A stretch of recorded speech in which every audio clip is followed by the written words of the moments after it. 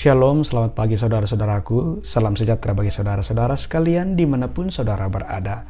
Mari kita siapkan hidup kita untuk mendengarkan sabdanya di pagi hari ini. Mari berdoa. Terpujilah Engkau ya Tuhan. Kami bersyukur kepadamu atas pemeliharaanmu dalam kehidupan kami sampai pada saat ini. Di pagi hari ini, kami merindukan sapaan lembut Tuhan melalui firman-Mu. Firman yang akan terus mengingatkan, menegur, menasehati, dan mengarahkan hidup kami.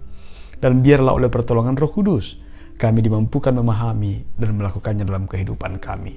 Dalam nama Tuhan Yesus, firman yang hidup kami berdoa. Amin. Pertama Tesalonika 2, ayat 4-6, firman Tuhan demikian. Sebaliknya, karena Allah telah menganggap kami layak untuk mempercayakan Injil kepada kami. Karena itulah, kami berbicara bukan untuk menyukakan manusia, melainkan untuk menyukakan Allah yang menguji hati kita. Karena kami tidak pernah bermulut manis. Hal itu kamu ketahui dan tidak pernah mempunyai maksud lobah yang tersembunyi. Allah adalah saksi. Juga tidak pernah kami mencari pujian dari manusia, baik dari kamu maupun dari orang-orang lain. Sekalipun kami dapat berbuat demikian sebagai Rasul Kristus. Demikian firman-Nya. Renungan pagi edisi Kamis 7 Oktober 2021, Allah adalah saksi. Saudara-saudaraku yang dikasihi Tuhan, saksi adalah orang yang melihat atau mengetahui sendiri suatu peristiwa. Dalam Alkitab, kata saksi cukup sering dikemukakan. Ditujukan kepada tugas orang percaya untuk memberitakan Injil. Namun dalam bagian ini, surat Paulus kepada jemaat di Tesalonika itu berbeda.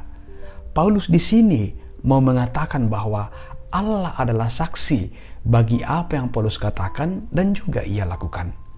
Saudara, mengapa sepertinya Paulus begitu confidence mengatakan bahwa Allah adalah saksi?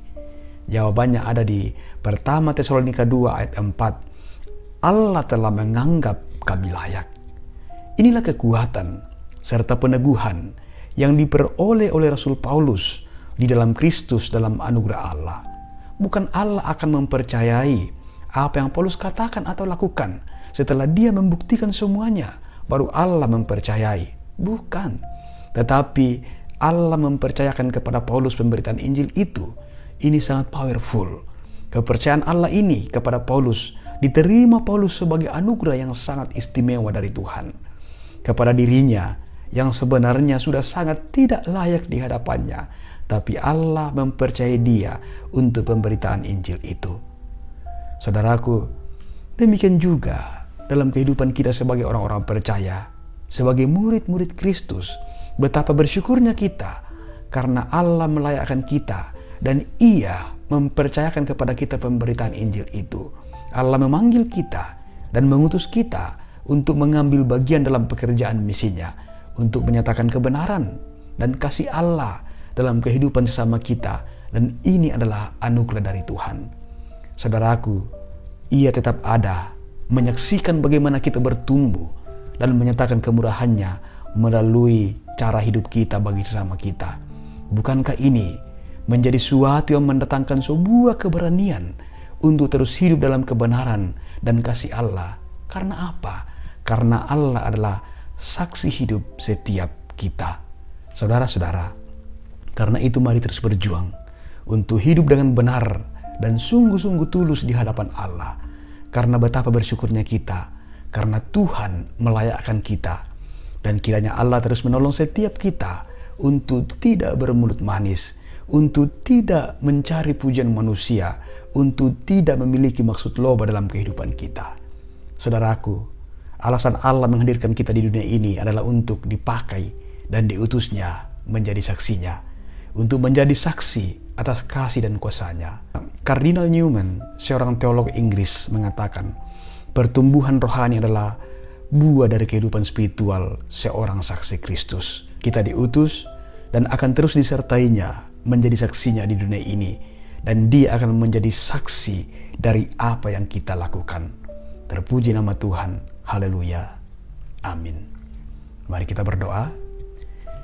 Ya Tuhan, Betapa bersyukurnya kami, karena Tuhan masih memberikan kami rahmat-Mu, sehingga kami masih tetap ada dan diberikan kesempatan untuk mengalami kasih karunia Tuhan. Kami bersyukur atas firman-Mu pagi ini. Firman-Nya akan menjadi sumber inspirasi yang paling benar buat kehidupan kami dalam menjalani hidup di dunia yang tidak pasti ini. Pagi ini kami kembali diteguhkan melalui firman-Mu bahwa Tuhanlah yang menjadi saksi atas hidup kami. Dan biarlah kami semakin diteguhkan untuk terus memberitakan Injil-Mu melalui cara hidup kami dalam potensi kami masing-masing. Tapi pertama-tama kami harus bertumbuh terlebih dahulu dalam iman kami kepada-Mu.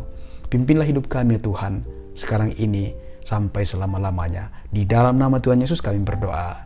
Amin. Selamat beraktivitas Bapak Ibu sekalian.